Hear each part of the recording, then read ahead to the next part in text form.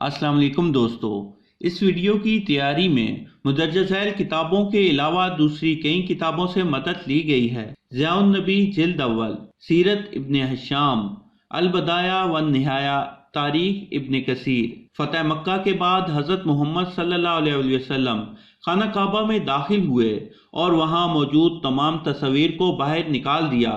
इन तस्वीर में हज़रत इब्राहीम अलैहिस्सलाम की तस्वीर भी शामिल थी। इसके बाद आप सल्लल्लाहु अलैहि वसल्लम ने हज़रत अली रज़ी अल्लाह तआला अन्हु के साथ मिलकर खाना काबा में मौजूद तमाम छोटे बड़े बुतों को तोड़ डाला। आप बुत तोड़ते जाते और विर्द करते जाते कि हक आ गया और बातिल मिट गया। बेशक बातिल ने मिट जाना था, यहाँ तक कि खाना काबा को शिर्क की तमाम बुराइयों से पाक कर दिया गया। इसके बाद आप सल्लल्लाहु अलैहि वसल्लम ने सफ़ा और मरवा पर मौजूद दो बुत जिनके नाम इसहाफ और नाइला थे वो भी तोड़ डाले। मगर एक हैरान कुन बात ये थी कि ये दोनों बुत इंसानों के हाथों से तराशीदा बुत न थे, बल्कि ये दोनों बुत एक मर्द और एक औरत के थे जो कि एक इंतहाई गलीज गुनाह का शिकार होकर रहती दुनिया तक इबरत का निशान बन गए। दौरे कदीम के इस इबरतनाक वाक़े पर कुछ रोशनी डालते हैं। हज़रत इब्राहीम अलैहिस्सलाम को जब हुक्म खुदाबंदी मिला कि मक्के की तरफ जाओ, तो आप अपने बेटे हज़रत इस्माईल अलैहिस्सलाम और बीवी हज़रत हाजरा अलैहिस्सलाम को साथ लेकर रवाना हुए। उस वक्त ना तो यहाँ कोई इमारत थी और ना ही यहाँ कोई रहा करता था और ना ही यहाँ पानी मौजूद था। हज़रत इब्राहीम अलैहिस्सलाम अपने बेटे और बीवी को यहीं छोड़कर चले गए। दूसरी मर्तबा जब वापस आए तो क़याम न किया, लेकिन जब तीसरी मर्तबा आप वापस आए तो अपने बेटे हज़रत इस्माईल अलैहिस्सलाम को साथ मिलाकर अल्लाह के हुक्म से उस जगह बैतुल्लाह की तामीर की। यही बैतुल्लाह आज मुसलमानों का किबला है कि जिस तरफ मुंह करके मुसलमान इबादत किया करते हैं। ये दीन इस्लाम का मुकद्दस तरीन मकाम है। साहिबे हैसियत मुसलमान पर जिंदगी में एक मर्तबा बैतुल्लाह का हज करना फ़र्ज है। ये इसलिए है ताकि मुसलमानों को हुर्मत काबा से आगाही हो और वो दिलो जान से इसका एहतराम करें, इसके बेमिसाल मकाम व मर्तबे को समझें, हर वक्त इसकी हुर्मत के तगाज़ों को मलहूज़े नज़र रखें और कोई ऐसी मज़मूम हरकत ना करें जो इसकी हुर्मत व इज़्ज़त के मुनाफी हो। इसी वजह से गुज़िश्ता अदवार में जिन अफराद ने इसकी हुर्मत को पामाल किया या इसकी कोशिश की तो कुदरत के नज़र न आने वाले हाथों ने इन्हें मरोड़ कर रख दिया और इस तरह शिकंजे में कसा कि वो इबरत का निशान बनकर रह गए। अबरहा और इसके हाथियों का हशर कुरान पाक में मज़कूर है। इसके अलावा कुतुब अहदीस और तारीख में ऐसे कई वाक़यात मिलते हैं जिनसे हुर्मत काबा की परवाह न करने वालों के अंजाम का पता चलता है। इनमें से सबसे इबरतनाक मिसाल इसहाफ और नाइला के बुतों की है।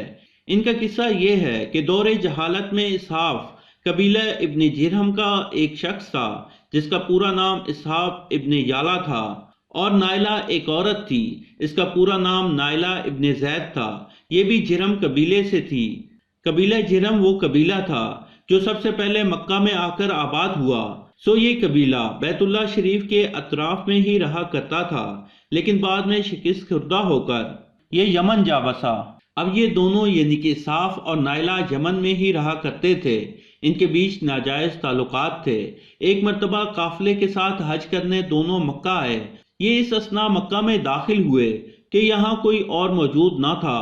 इस तन्हाई से फ़ायदा उठाते हुए इन दोनों ने खाना खुदा में बदफेली का इर्तिकाब किया। इन दोनों पर उसी वक्त अल्लाह का अजाब नाजिल हुआ और वो दोनों पत्थर के बन गए। जब दूसरे लोग खाना काबा में आए और उन्हें इस हालत में पत्थर बने हुए देखा तो लोगों ने उन्हें खाना काबा से उठाया और बाहर लाकर रख दिया ताकि आने जाने वाले लोग इनके इबरतनाक अंजाम से इबरत हासिल करें।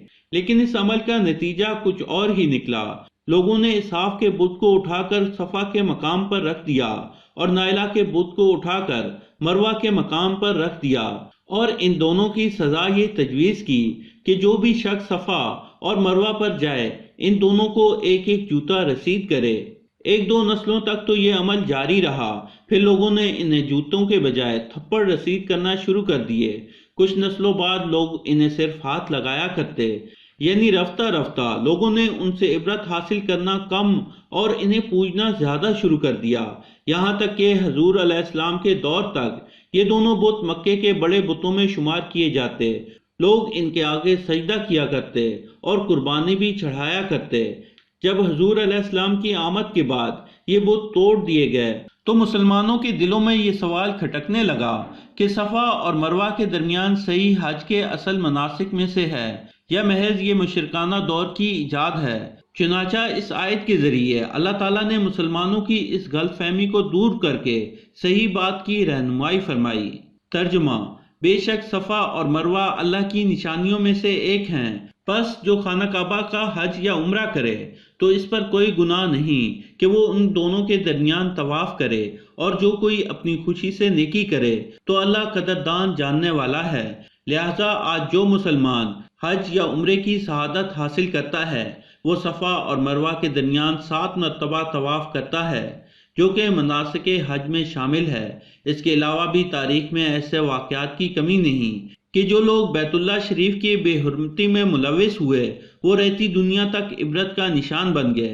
اللہ تعالی ہمیں نیک راہوں پر چلنے کی توفیق عطا فرمائے، آمین۔ تو دوستو، یہ تھی آج کی کہانی۔ پسند آنے کی صورت میں لائک کریں اور اپنے دوستوں کے ساتھ شیئر کریں، اور مزید ایسی ہی کہانیوں کے لیے ہمارے چینل کو سبسکرائب کرتے ہوئے ساتھ موجود گھنٹی کا بٹن بھی دبا دیں۔ شکریہ۔